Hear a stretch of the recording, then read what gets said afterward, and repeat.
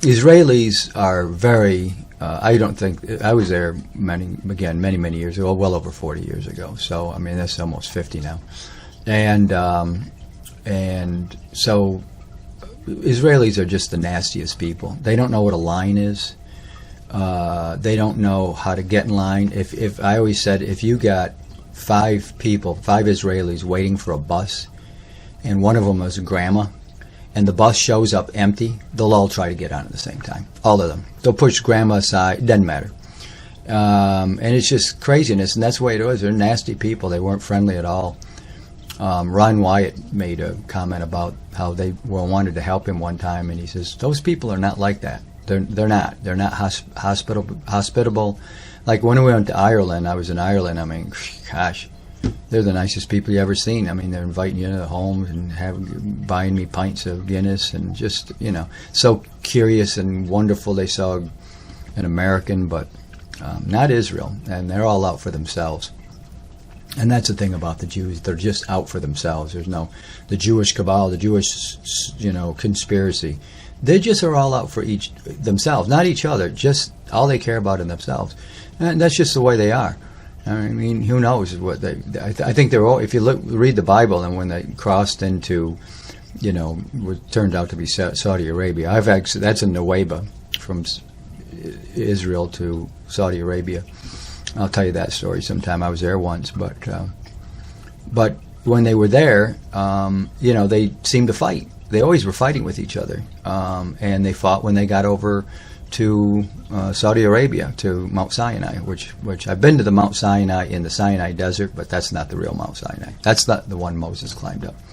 So, at any rate, it's a tough place, and one time I got arrested. So I'll tell you that story another time. But I did get arrested there, and I didn't know I was committing this little crime. But the guy that I went out to help do something, he was the guy. He knew what he was doing. We were stealing this, what they call Jerusalem stone, this block that had been cut. He went out and stole it from a construction site. I mean, I had no idea that we were stealing something. I thought we could do it, but I'll tell you that story another time.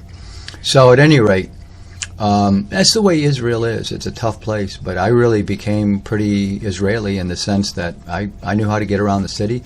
I knew how to be tough. I knew how to get on the buses first. I learned a whole bunch of Hebrew, so I could get around. Kenak Shav, I could say a whole bunch of things. Lithro. I really got into it, and pretty soon people just thought, I was some Jew, maybe, Israeli, and maybe just somebody who came there to live in Israel. Israel, the most beautiful country I've ever been to, and I'm sure the most beautiful country in the world. It's got the stark desert in the south. It's really gorgeous. You got the sea, the Red Sea, and then all the way up to the north, through Jerusalem, and then into all the valleys and the Yezreel Valley, and to Nazareth, which is just a gorgeous lake. And I got some interesting stories of that place up there, but that was just the most gorgeous country you've ever seen in your life. Every inch of it is just beautiful. It is the most beautiful place. I'm sure there's a lot more houses and building than there was. Tel Aviv was really a pretty small little city when I was there. Now it looks like a big metropolis. So, I haven't been there in so many years. So it changed. It sure changed dramatically. And the archaeology that's been done now is just astounding compared to what it was when I was there. So anyway, that's my story of just being in Israel. It's a tough place. You travel by bus. It was the only way I could get around. There was just nothing else. I don't know what they've got there anymore. But I was on a bus, constantly, and could get around and talk to people, and I had a memorable experience. I didn't regret 1 second of it, and it was just wonderful. It was really a great time, and it really made me want to travel around the world and see everything else. And that's what I did after college, because what I had done, I finished up 3 years of college, and then I went to Israel, and then came back and finished up college and graduated in 1980. So Israel was 78, 79. I should have graduated in 79 from Michigan State, and it turned out to be 1980. My first year I went down to Western Michigan for my freshman year, but I kind of took the time out of my my college to do that, and that was great. That was a great thing to do. People couldn't believe I left. People couldn't believe I actually did it. I left this. I was in a fraternity, Delta Upsilon, and I just gave it all up to go over there, and they were shocked. They said, "You're not going to graduate with us, and you're not going to do this, and we're not going to know."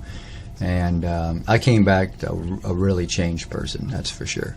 And it really puts you in touch with the Bible and with spirituality. When you know that, wow, Jesus walked here. Okay, he didn't walk over. He was. I mean, you can see it, the Via Dolorosa. You know that Jesus was around there. You know that these others. Gideon was here. I remember going on the first kibbutz I was on, and I mean, there they are reading. It took us out to the hill, to this little hill we walked up it, and then started reading about the in the Bible about Gideon. He was one of the judges, and so they start reading, and you're right. So Israel, quite an amazing place, and you definitely want to get there, make a pilgrimage once in your life, because there's no other place like it. It's definitely the place God chose to okay, this is the chosen. This is the chosen place, and so yeah, it's in Jerusalem. I got scared in Jerusalem a few times because things happen. I mean, you're a target when you're a tourist, and that is a cutthroat place, Jerusalem, in certain areas, right? You go to the Jewish quarter, not so bad. You come over to the Arab quarter, you better watch your back, and because they're watching you. Anyway, that's my story of Israel, and I'll tell a lot more about Israel because so many things happen there.